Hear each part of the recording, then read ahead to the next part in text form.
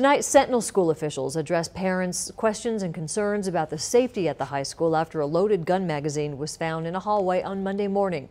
KTVH's Connor McCauley joins us from the studio with more from tonight's forum. Connor. Thanks, Jill and Dennis. After sitting through the more than 2-hour-long meeting, parents seemed concerned about a litany of items surrounding school security and what to do with the fallout of the incident. Principal Ted Fuller did his best at being as transparent as possible about all the details surrounding the incident and questions about what the school does now.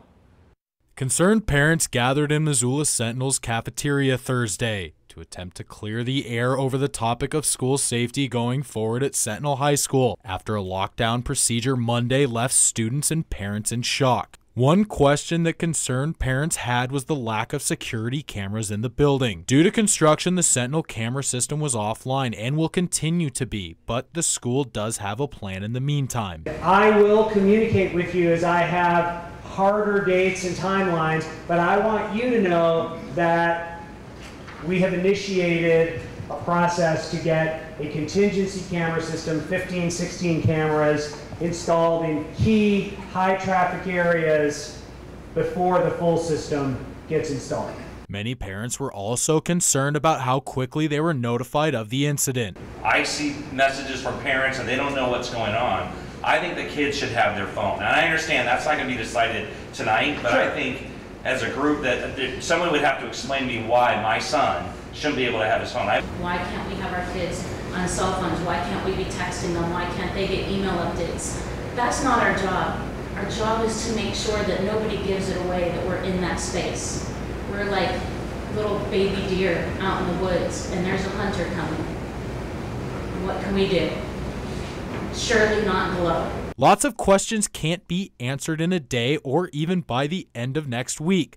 But at this point, MCPS and the Missoula Police Department have done everything they can to determine if school is safe enough to attend.